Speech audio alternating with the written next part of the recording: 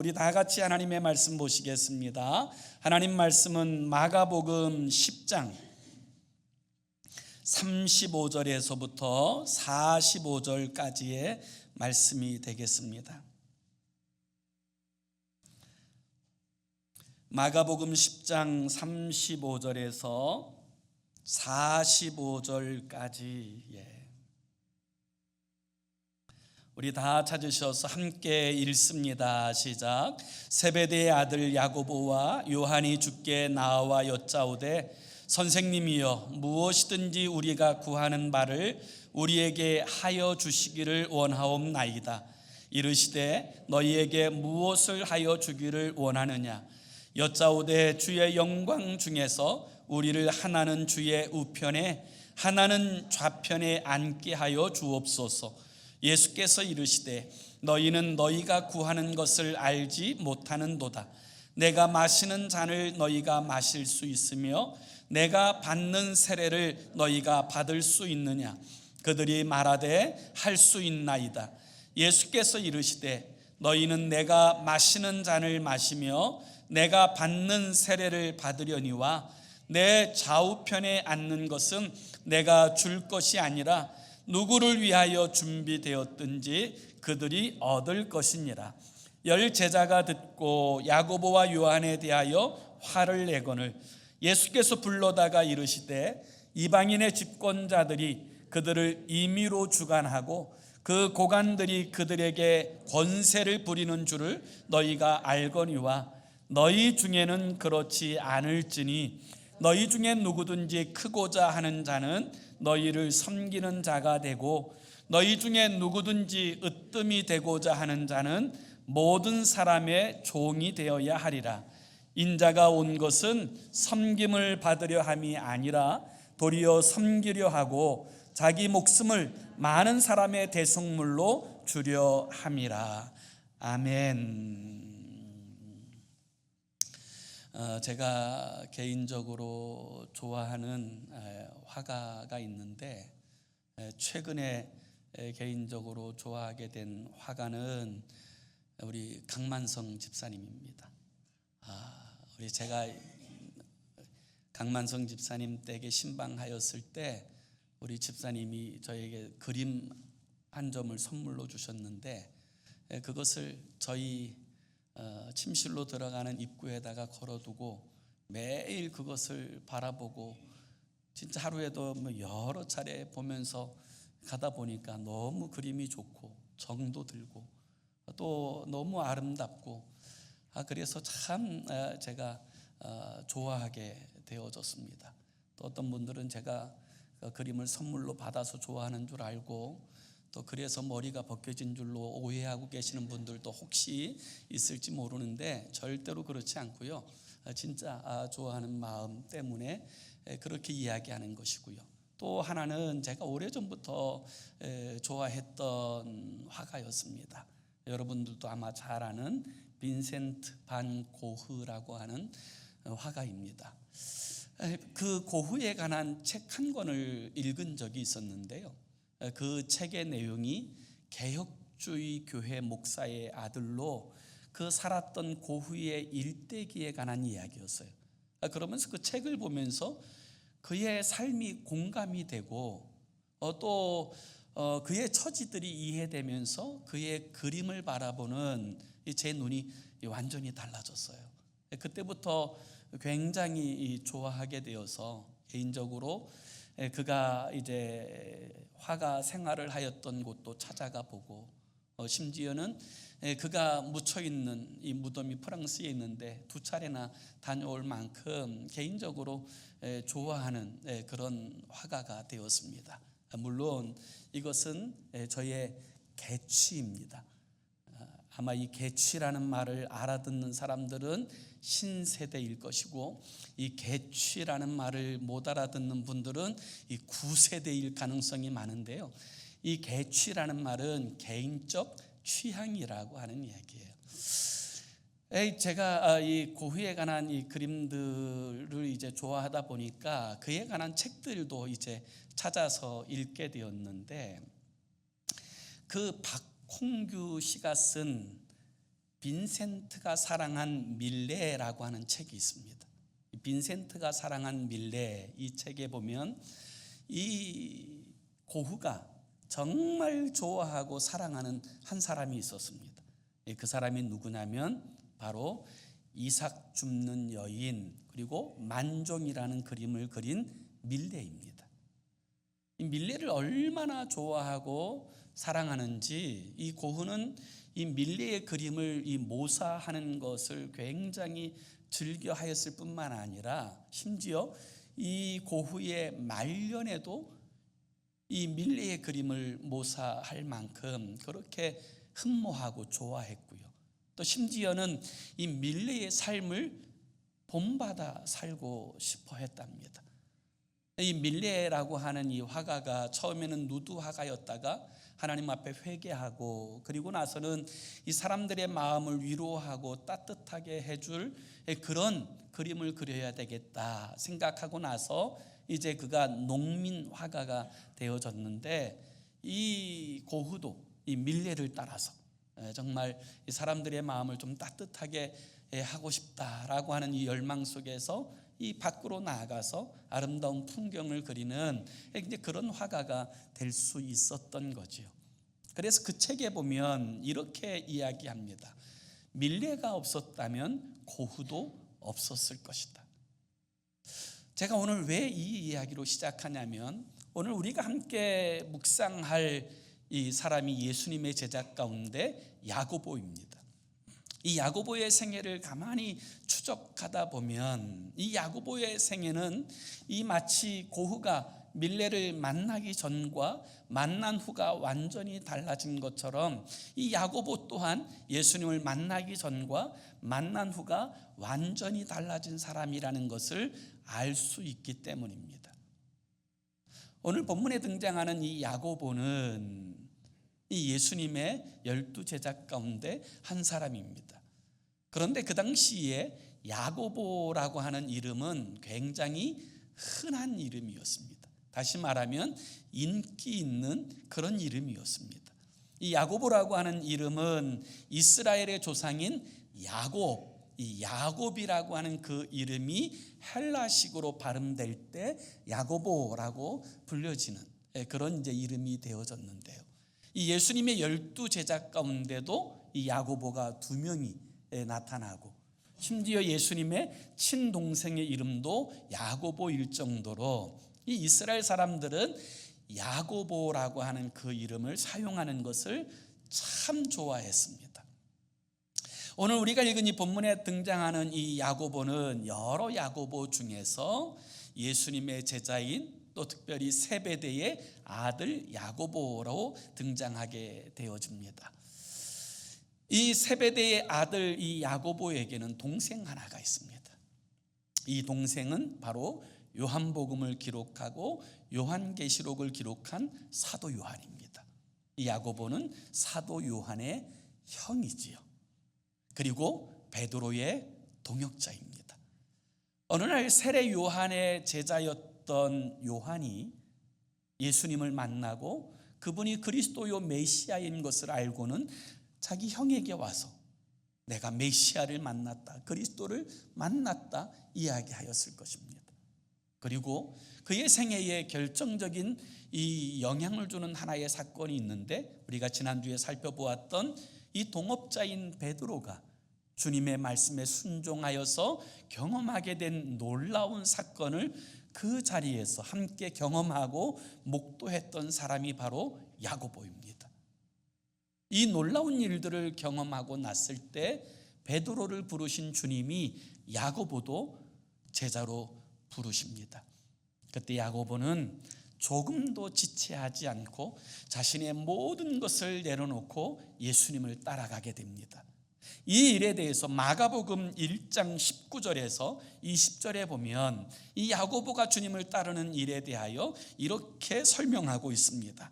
조금 더 가시다가 세베대의 아들 야고보와 그의 형제 요한을 보시니 그들도 배에 있어 그물을 깁는데 곧 부르시니 그 아버지 세베대를 품꾼들과 함께 배에 버려두고 예수를 따라가니라. 이렇게 말씀하고 있습니다.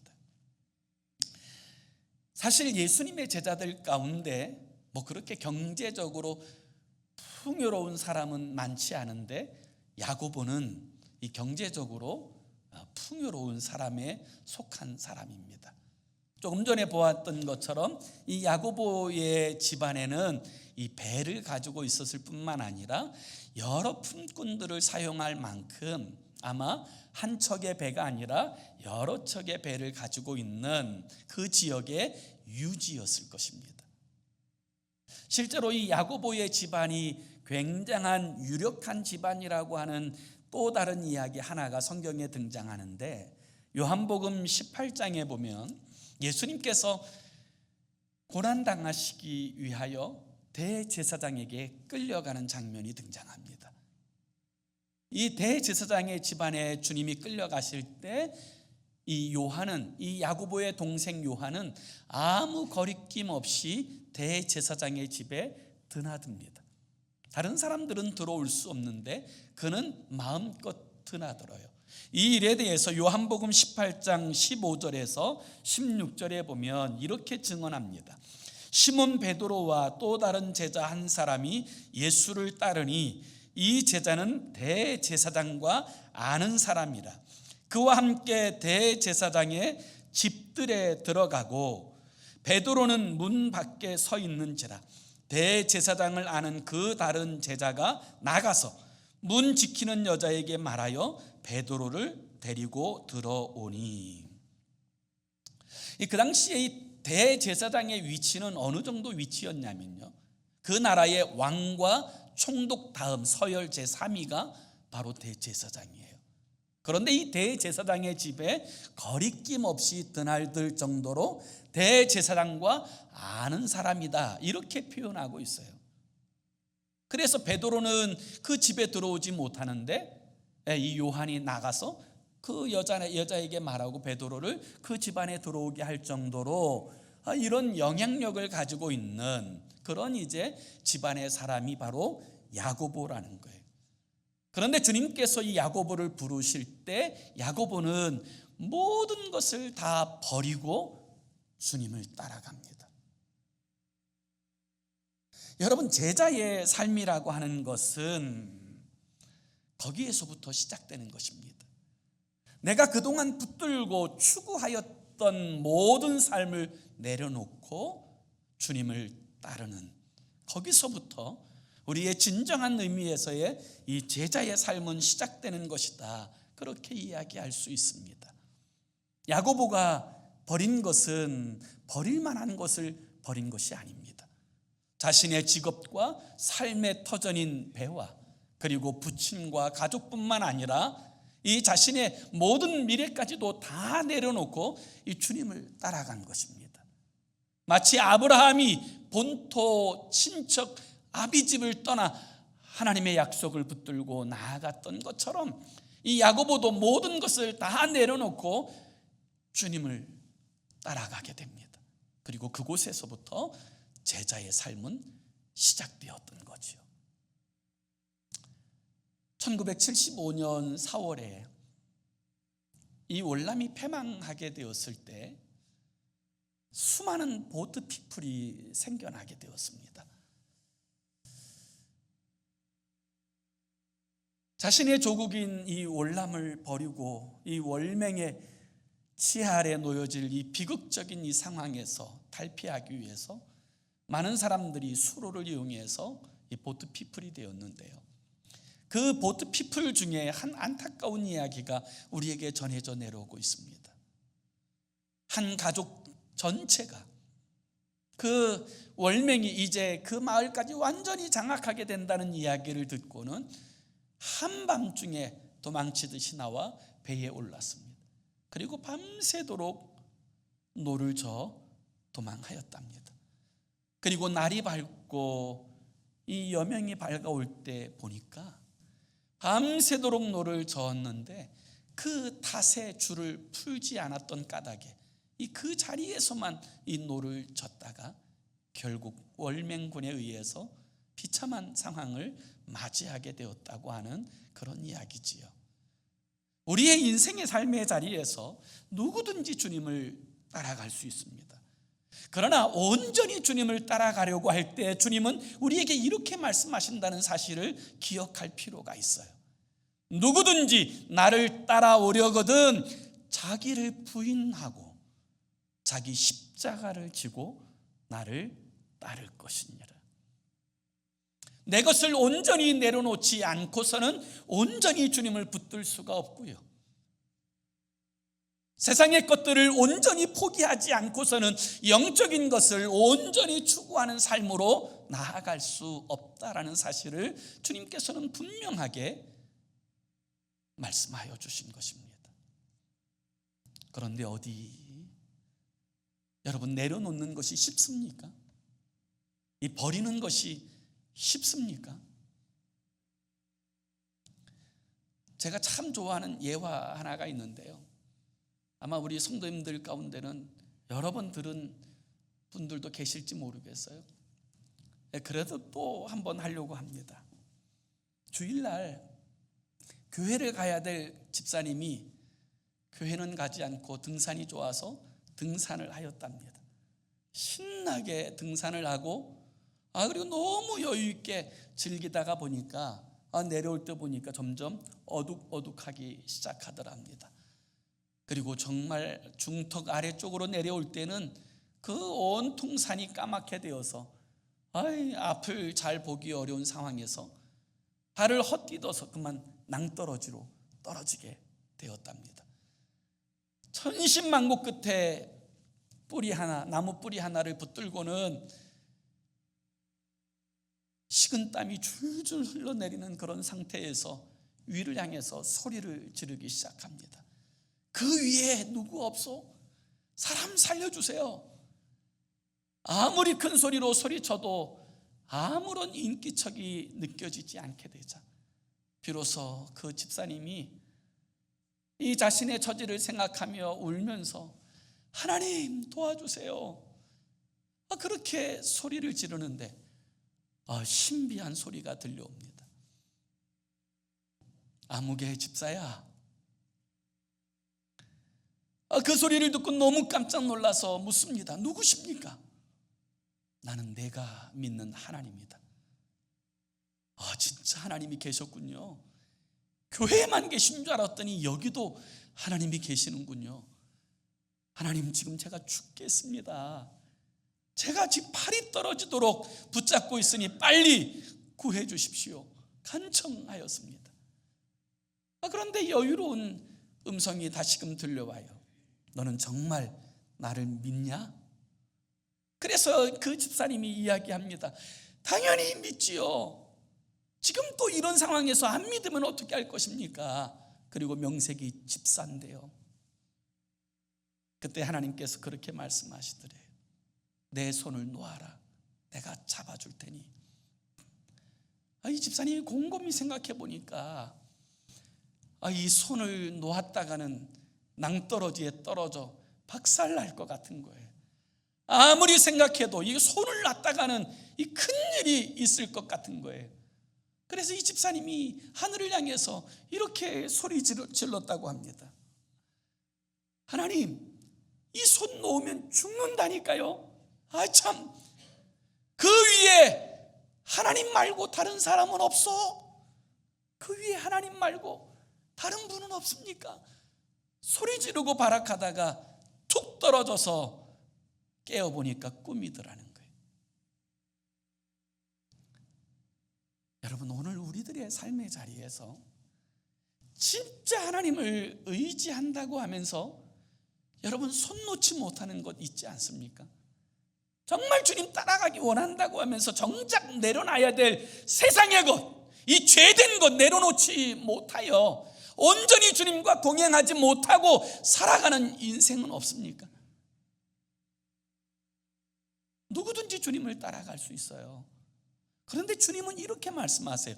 누구든지 나를 따라오려면 자기를 버려야 된다. 자기가 부인되어져야 한다. 버릴 것들을 버리고 내려놓을 것을 내려놓고 나서야 나를 온전히 따라갈 수 있다고 말씀하세요. 물론 우리가 주님을 따라간다고 행하는 그 길의 자리에서 여러분 한순간에 우리의 삶이 변하여 다 내려놓아지고 그렇게 주님을 따라가지는 못합니다. 야고보도 마찬가지. 야고보도 그 귀한 것들을 다 내려놓고 주님을 따라갔지만 정작 자신의 마음속에 있는 그 세상에 대한 욕망, 이 으뜸이 되고 높아지고자 하는 그 욕망은 포기할 수가 없었어요. 그러던 어느 날 예수님이 예루살렘으로 올라가신다는 말씀을 하시는데 분위기가 심상치 않아요. 이번에 예루살렘에 올라가면 뭔가 무슨 일이 일어날 것 같아요. 그래서 야고보는 자기 동생하고 심지어 자기 어머니까지 불러서 이 예수님에게 딜을 합니다. 청탁을 해요. 그것이 오늘 우리가 읽은 이 본문의 말씀의 내용이에요. 이 야고보와 이 요한의 어머니는 이 정말 예수님을 끝까지 따랐던 여제자 중에 한 사람이에요. 그런 이 여제자인 어머니 살로메와 그 야고보 요한이 예수님 앞에 나아가서 뭘 요청합니까? 오늘 본문 다시 마가복음 10장 35절을 보세요. 세베대의 아들 야고보와 요한이 주께 나와 여짜오되 선생님이여 무엇이든지 우리가 구하는 바를 우리에게 하여 주시기를 원하옵나이다. 그러자 주님께서 물어봐요. 36절 이르시되 너희에게 무엇을 하여 주기를 원하느냐. 그러자 이 야고보와 요한이 뭐라고 대답하냐면 37절에 여짜오되 주의 영광 중에서 우리를 하나는 주의 우편에 하나는 좌편에 앉게 하여 주옵소서. 이렇게 요청을 해요. 이 말은 어떤 의미예요? 지금 예수님의 제자 중에서 예수님 다음 2인자가 누구예요? 베드로예요. 베드로. 그런데 주님 이번에 영광을 얻으시면 베드로 2인자로 쓰지 마시고 저는 2인자로 쓰시고 제 동생 요한은 소위 넘버 3가 되게 해주세요. 이렇게 요청하는 거예요. 그 2인자의 그 그늘에 가렸던 그의 세속적 욕망이 여러분 이 사건을 통해서 다 드러나게 되어지지 않습니까? 그때 주님께서 이 야고보와 요한에게 이렇게 말씀하세요. 38절에 예수께서 이르시되 너희는 너희가 구하는 것을 알지 못하는도다. 내가 마시는 잔을 너희가 마실 수 있으며 내가 받는 세례를 너희가 받을 수 있느냐? 지금 예수님이 예루살렘에 올라가는 것은 세속적인 왕이 되려고 올라가는 것이 아니고 고난당하시기 위하여 올라가시는 거예요. 그래서 주님께서 이 야고보와 요한에게 세속적인 영광을 추구하는 그들에게 이렇게 말씀하세요. 너희는 내가 마시는 잔을 마시며 내가 받는 세례를 받을 수 있느냐? 너희는 내가 받는 이 고난에도 동참하고 이 내가 당하는 이 아픔에도 동참하는 이 잔과 세례에 함께 하겠느냐고 묻습니다. 그러자 그 뜻이 무엇인지도 알지 못하는 이 야고보와 요한이 자신만만하게 이렇게 대답해요. 39절에 그들이 말하되 할 수 있나이다. 예수께서 이르시되 너희는 내가 마시는 잔을 마시며 내가 받는 세례를 받으려니와 40절에 내 좌우편에 앉는 것은 내가 줄 것이 아니라 누구를 위하여 준비되었든지 그들이 얻을 것이니라. 이 야고보와 요한은 모든 것을 버리고 주님을 따라갔습니다. 그런데 정작 이 자신의 마음에 있는 그 욕망, 최고가 되고자 하는 그 욕망은 버리지 못하였습니다. 아니 어쩌면 이 그들이 여러분 이제 주님을 따르게 되어진 이 동기가 그런 욕망에서 기인한 것일 수도 있어요. 그런데 주님께서는 그 욕망을 여지없이 부서뜨리십니다. 그리고 하나님 나라의 원리가 이 세상 나라의 원리와 완전히 다르다는 사실을 말씀하세요. 그래서 오늘 본문 43절에서부터 보면 주님께서 그들에게 이렇게 말씀하세요. 너희 중에는 그렇지 않을지니 너희 중에 누구든지 크고자 하는 자는 너희를 섬기는 자가 되고 너희 중에 누구든지 으뜸이 되고자 하는 자는 모든 사람의 종이 되어야 하리라. 인자가 온 것은 섬김을 받으려 함이 아니라 도리어 섬기려 하고 자기 목숨을 많은 사람의 대속물로 주려 함이니라. 여러분, 우리가 주님을 따르게 되어지는 이 동기가 이 세상에서 무엇을 잘 먹고 잘 마시는 그런 육신적인 동기로 주님을 따르고 계십니까? 주님은 하나님의 나라의 원리는 이 세상의 원리와 절대로 같지 않다고 말씀하십니다. 아니, 완전히 다르다고 말씀하십니다. 이 사건을 통해서 야고보는 깨어지고 무너지는 일들을 경험하게 되었을 거예요. 그는 야망을 가지고 주님을 따랐는데 그 자신이 주님을 따랐던 그 야망이 완전히 짓밟히는 그런 이 아픔을 경험하게 되어졌던 거죠. 그렇다고 해서 이 하나의 사건으로 그의 삶이 완전히 변화되지는 않았어요. 여러분, 우리도 마찬가지 아닙니까? 우리들의 삶을 가만히 돌아보면 우리가 예수 믿고 나서 우리의 성품이 온유하고 겸손하고 정말 주님을 온전히 닮아가던가요? 그렇지 않습니다.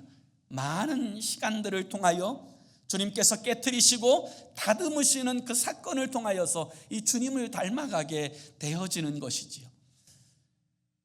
이 깨어짐들을 경험했던 야고보가 이 주님과 동행하던 중에 이제 사마리아라고 하는 이 지역을 통과해야 될 일이 생깁니다.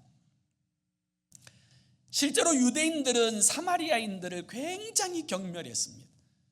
그들은 소위 이방인, 그 같은 땅에 살지만 이방인 중에서도 이방인이라고 여겨서 사마리아 사람들과는 말 하나 섞지 않고 절대로 그들과 음식을 먹거나 그들과 동행하는 일이 없습니다.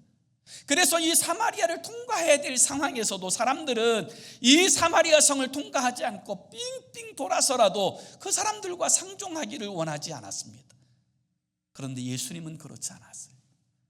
예수님은 사마리아 성 수가 여인에게 그 은혜를 베풀어 주시고 그리고 그 사건을 통하여 사마리아 모든 사람들에게 하나님 나라의 복음을 전하여 주셨습니다. 사마리아 성 가운데서 하나님의 은혜와 기적을 나타내 주시고 그들을 존중하고 사랑하여 주시는 이 아름다운 모습을 나타내셨습니다. 그런데 주님이 마지막 예루살렘을 향하여 가는 그 여정 가운데 사마리아 사람들이 막고 선 것입니다. 예루살렘으로 가시려면 이곳을 지나가시면 안 됩니다. 이 은혜와 사랑을 베푼 그들이 배려하기는커녕 이 적반하장의 모습을 보이게 되자 그때 또다시 이 야고보의 이 불뚝 성질이 등장하기를 시작해요. 그래서 누가복음 9장 54절에 보면 이렇게 이야기합니다. 제자 야고보와 요한이 이를 보고 이르되 주여 우리가 불을 명하여 하늘로부터 내려 저들을 멸하기를 원하시나이까? 예수님께 동의를 구하는 형식을 갖추긴 했지만 한마디로 이야기하면 무슨 이야기냐면 주님, 우리가 기도해서 저 사마리아 사람들 다 불태워 죽여버릴까요? 이런 이야기예요. 야고보의 행적을 가만히 조사해 보면요, 이 야고보는요 성격이 개차반인 사람이에요. 좀 속된 표현이라서 죄송합니다만 지랄 맞은 사람이에요. 그가 야고보예요. 성격도 급하고 자기 마음에 안 들면 막 못할 것 없는 그런 성질을 부리는 이 개차반 이 야고보를요 주님이 가까이 하세요. 예수님의 12제자 가운데 가장 가까이 하는 사람 3사람의 성격이요 다 더럽고 개차반이에요. 베드로, 야고보, 요한. 더 많이 다듬어지고 더 많이 깨어지고 더 부서져야 될 그들을 주님이 가까이 하시고는요 주님의 영광을 나타내실 이 변화산에도 이 3사람만 데리고 가시고 무남 동료 외동딸 이 야이로의 그 딸을 살리는 그 자리에도 이 3사람들을 특별히 불러서 함께 동행하여 주시고요 주님께서 십자가 지시기 전에 감람산에서 땀이 빗방울처럼 기도하시는 그 현장에도 이 세 사람을 가장 가까이 두셔서 심지어는 나를 위하여 기도해달라, 그들을 부르세요. 이 일들을 통하여서 베드로, 야고보, 요한 이와 같은 사람들이요 깨어지고 부서지면서 이 주님을 닮아가는 거예요. 그러다가 오순절날 마가 요한의 다락방에서 성령의 충만함을 받고는요, 야고보는 완전히 새 사람이 됩니다. 이 예수님의 제자 가운데 가장 크게 변화된 사람, 그가 야고보예요. 저희와 여러분에게도 그런 은혜가 있기를 원합니다. 그리고 그가 오순절에 그 하나님의 놀라운 은혜를 경험하고 나서요, 역사학자들에 의하면 야고보가 스페인에 가서 제일 먼저 선교하고 복음을 전해요. 예수님께서 부활하시고 승천하시기 전에 마지막 지상명령으로 말씀하신 내용이 너희는 가서 모든 족속으로 제자를 삼아 아버지와 아들과 성령의 이름으로 세례를 주고 내가 너희에게 가르쳐 분부하라 하신 말씀을 가르쳐 지키게 하라. 너희는 세상 끝까지 가서 복음을 전하라. 이 말씀을 듣고는요, 그 당시의 세계관에 의해서는 스페인이 세상 끝이에요. 그래서 이 야고보가요, 그 스페인까지 가서 그곳에서 복음을 전하고 세례를 베풀고 교회를 세우고 그 땅의 사람들을 전도하게 되어집니다. 그래서 여러분, 지금도요, 이 스페니쉬를 쓰는 사람들이 제일 존경하는 예수님의 제자가 누구냐면 야고보예요. 야고보예요. 스페인에 가면 산티아고의 순례길이라고 표현하고 있는데, 여러분, 그 산티아고라고 하는 이 표현 자체가 뭐냐면, 이 산티라는 말이 세인트예요. 이 성자 것을 이야기하고, 이아고라고 하는 이 말이 야곱이라고 하는 말의 그 스페니시어적인 그런 표현이에요. 그래서 그 칠레의 수도가 산티아고고요, 쿠바의 그 대도시가 산티아고고요. 그 지역마다 이 야고보를 기리기 위한 길들이 있어요. 그리고 미국에도 우리가 너무나 잘 알고 있는 샌디에고가 바로 그 야곱을 기리는 도시예요. 정말 성격이 개차반 같았던 제자, 진짜 목 같았던 그 제자를 주님께서 그런 열정적인 하나님의 사역자로 세워내세요. 그렇게 사역을 하다가 그 야고보가 다시금 예루살렘에 돌아와서 예루살렘의 지도자로서 그 예루살렘에서 영광스러운 사역을 감당하다가 사도행전 12장에 보면 이 헤롯이 이 교회의 지도자 중에 야고보를 제일 먼저 붙잡아 그를 죽입니다. 참수해요. 그래서 야고보는 예수님의 12제자 가운데 첫 번째 영광스러운 순교자가 되어집니다. 왜 하필이면 이 야고보가 첫 번째 순교자가 되었을까요? 그 이유는 그가 교회에서 가장 열정적인 사역자였기 때문입니다. 가장 열심으로 그 귀한 사역들, 복음을 전하는 이 사역을 감당하는 주의 종이 되었기 때문이에요. 여러분, 혹시 우리 가운데 야고보 같은 사람은 없습니까? 아우, 저런 성질머리 가지고 어떻게 살아? 그런데 그가 주의 손에 붙들리고 나니까 그는 세상 누구보다도 더 열정적인 하나님의 사역자가 됩니다. 귀한 사역자가 돼요. 미국 몬타나에 사는 한 남자가 러시모어 산 근처에 있는 블랙힐스라고 하는 이 도시를 지나고 있는데 눈보라가 갑자기 내려치더랍니다. 그래서 앞을 볼 수 없을 정도의 눈보라가 계속 몰아치니까 방향 감각도 막 상실하고 이게 어떻게 해야 될지 모르는 이 소위 패닉 현상이 와가지고 이게 어떻게 운전해서 어떻게 가나 막 그렇게 막 근심 가운데 천천히 운전하고 있는데 제설차 하나가 탁 나타나서 막 눈길을 막 쓸고 가는 이 모습을 보고는 저 차만 따라가면 되겠다. 이게 마음을 이제 내려놓고 그때부터 이제 그 제설차를 이제 따라가기 시작하는 거예요. 몇 시간을 이제 제설차를 따라가는데 제설차가 가만히 스탑하더니 이 제설차 운전자가 내려와서 자기 그 차의 창문을 두들기더래요. 그래서 이제 문을 열었더니 물어보더랍니다. 선생님, 도대체 어디 가시려고 저를 따라오세요? 그러자 그 제설차를 따라가던 그 남자가 이렇게 얘기했답니다. 제 집이 몬타나인데 이 몬타나 가려고 하는데요. 그 이야기를 듣고는 이 제설차 운전자가 허허 웃으면서 하는 이야기가, 어느 세월에 몬타나를 가시려고요? 저는 지금 이 주차장을 지금 쓸고 있는 중인데요. 가만히 보니까 이 주차장, 그 넓은 주차장을 이 제설차가 몇 시간 동안 쓸고 있는 동안에 그 사람이 그 제설차만 따라다녔던 거예요. 여러분은 누구를 따라다니십니까? 무엇을 쫓아다니십니까? 여러분, 이거 진짜 중요한 이야기예요. 누구를 따라가느냐에 의해서 우리의 삶이 결정되어집니다. 야고보는 비록 육신적인 욕망 때문에 주님을 쫓았을지라도 이 주님을 따라가는 동안에 그 육신적인 욕망은요, 하나님 나라의 비전으로 바뀌었어요. 그리고 그의 성품은 하나님의 성령의 다스림 가운데 완전히 새로운 존재가 되었습니다.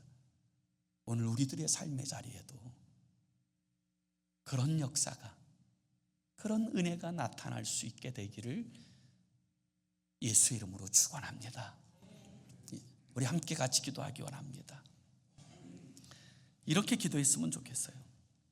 주님, 무리가 아니라 제자로 주님을 따르게 하시고 나의 감정과 기질을 성령의 다스림 가운데 두셔서 주님을 닮아가는 주의 사람이 되게 해달라고, 주의 종이 되게 해달라고. 오늘 정말 개차반 같은 이 야고보가 이 주님 따라가는 동안에 이 변하여서 최초의 순교자, 하나님 나라의 가장 영광스러운 그 순교의 열매를 거두는 그런 하나님의 사람이 되었는데, 하나님 우리들의 삶도 아버지 세상의 헛된 것, 헛된 욕망에 사로잡혀 살지 않게 하시고 온전히 주님 따라가는 우리의 삶이 되게 해달라고 우리 함께 합심으로 기도하겠습니다. 살아계신 하나님 아버지, 오늘 우리들의 삶이 무엇을 추구하고 무엇을 따라가고 있습니까? 하나님 아버지, 마땅히 주님을 따라가야 될 우리들의 삶이 아버지 세상이 보여주는 것에 의해서 현혹되어서 아버지 세상만 추구하고 아버지 하나님 쓸모없는 허무한 것에 매여 있지는 않습니까? 아버지, 야고보는 비록 자신의 모든 것을 버리고 주님을 따르면서 때로는 아버지 자신의 욕망 때문에 주님을 따랐을지 모르지만 그가 주님을 따르는 동안에 그는 완전히 변화되어 하나님 나라의 비전을 붙들고 살아가는 영광스러운 인생이 되었을 뿐만 아니라 아버지 첫 번째 순교자가 되었습니다. 하나님 아버지, 우리의 삶도 허무한 것들을 추구하고 따라가는 그 인생의 자리에서 벗어나 아버지 무리가 아니라 제자로서 주님을 따르게 하시고 우리 주님을 닮아가는 거룩한 주님의 아름다운 형상을 본받아가는 우리의 삶이 되도록 통치하여 주셔서 아버지 우리의 삶을 통하여 하나님의 뜻을 이루어내게 하시고 주께서 위하여 죽으신 영혼을 구원하는 복의 통로로 쓰임받게 하여 주시옵소서.